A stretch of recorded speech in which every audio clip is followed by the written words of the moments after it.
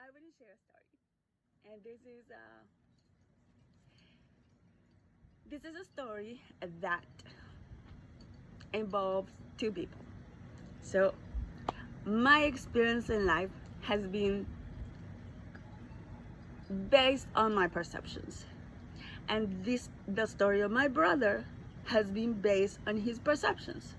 So a few months ago, I was working with my brother, and he shared a story that he recognized recently has affected his life and has created the reality that he's experienced.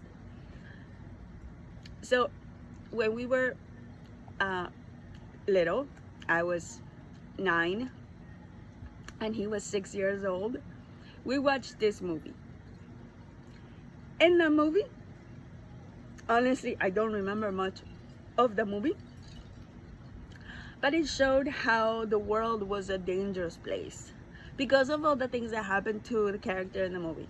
Now, my brother said when he finished watching the movie, he was so worried. He had those negative feelings, thoughts, emotions, and he since then became worried because what he watched in the movie became a perception. I believe that the world was a dangerous place. That people on the streets, people in the world were mean and bad things happen in the world. Now, my experience, I didn't perceive the same thing. Actually, I don't even remember that movie. And I would say the difference is that I was 9, he was 6. His brain was not developed completely. His conscious mind did not exist. He didn't have a conscious mind at that moment. I did. So the movie did not affect my perception in that moment. Maybe if I watched the movie several times, maybe I would have acquired the perception.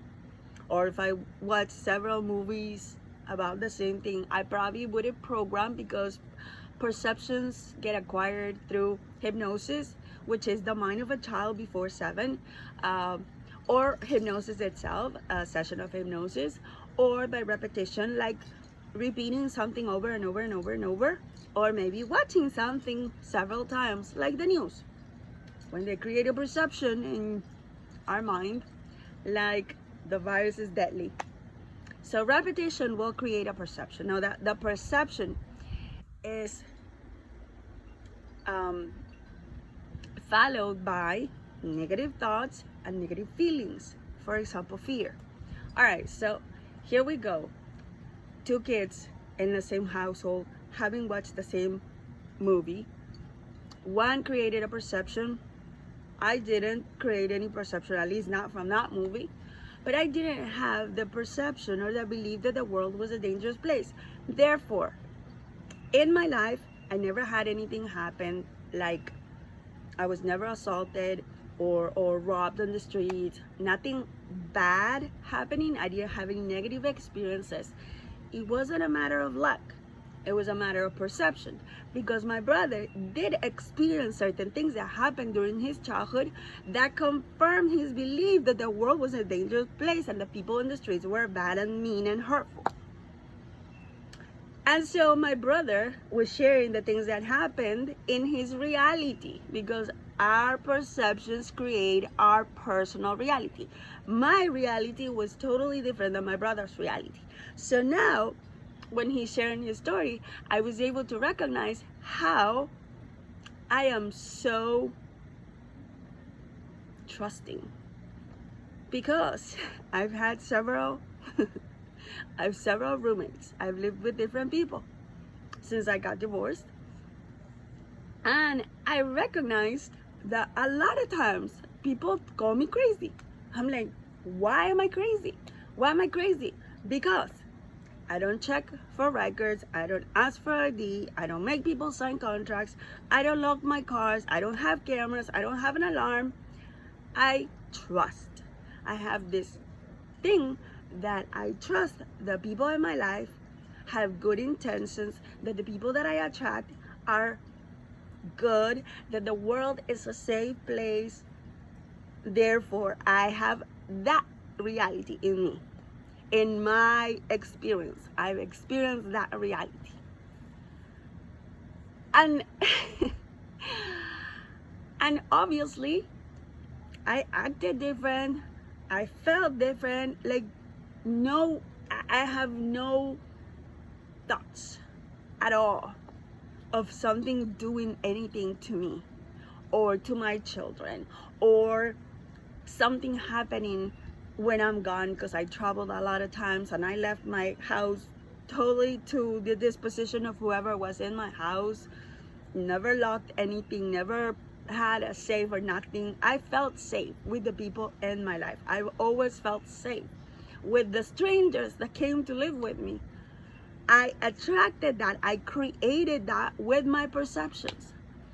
So in my brother's case, his experience was different. He was always very overprotective. He was always, he locks his car, he puts an alarm. So while I'm living in a very relaxed, he's living very tense. And so I'm like, all right, it wasn't that we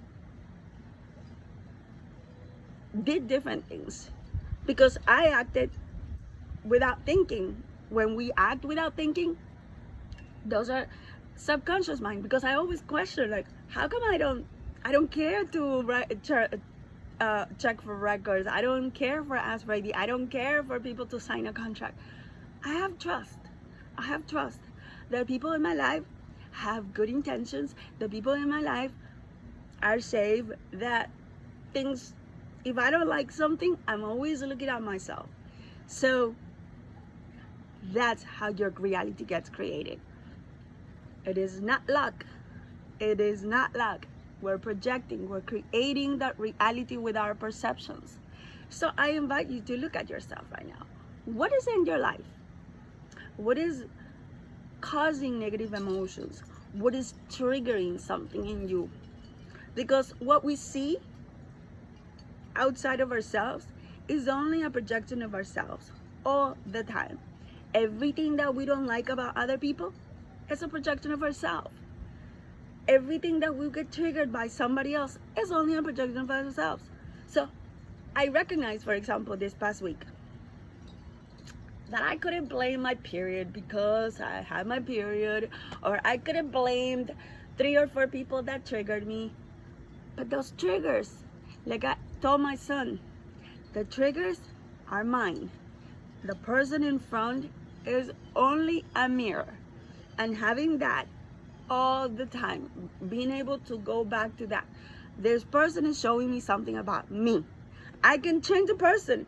I can be in a relationship, for example, and go to another relationship, and the next relationship is going to do the same thing, and it's going to trigger me, until I'm able to recognize and practice consistently that the person in front of me is only and always showing me. So when I had that, and I was sharing with my son, I said, I was on the boardwalk the other day, a few weeks ago. I was walking on the boardwalk on the beach, and I was carrying a cup of with ice water. And one of the joggers came and accidentally bumped into me. I said, "What? Why did the water fall out of the cup? Why did I spill water?" He goes, "Because the jogger bumped into you." I said, "No, because I had water. Because I had water in my cup. Because if I had orange juice, I wasn't gonna spill water." And it's the same thing.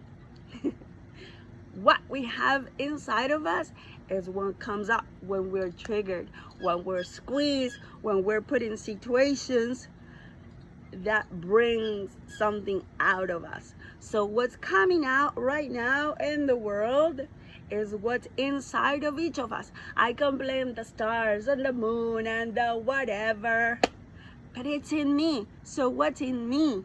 So the days that I feel maybe sadness, I know the sadness is in me.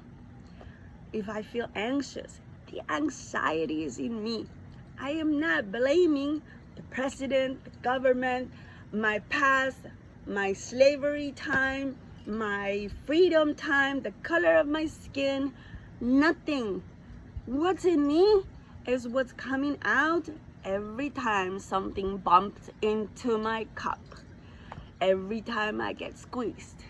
So my invitation to you right now, think about yourself, think about your life. Who is triggering you? What is triggering you? What's coming up? That's in you. And if you would like to find out how to transform that, how to experience peace in your life, have things flowing easily, transforming your subconscious mind, reprogramming your beliefs and perceptions. Because right now, for example, a very, very, very common thing going on is people blaming, people calling others selfish. Selfish. What is being selfish? Oh, so I asked my son, so what do you think when somebody tells you selfish? Oh, you're being selfish because you're not wearing a mask.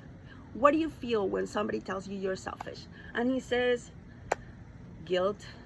I feel guilty. I said, guilty. And I said, okay, whose life are you living? Mine.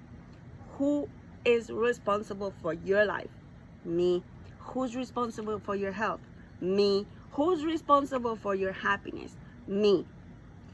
We are only responsible for ourselves. We're responsible for our life, for our health, for our happiness, for ourselves. We can, yes, help others, but each person is responsible for themselves. So when you change the perception in your mind, I am only responsible for my life and my happiness, or my well-being, or my health, or everything that happens in my life.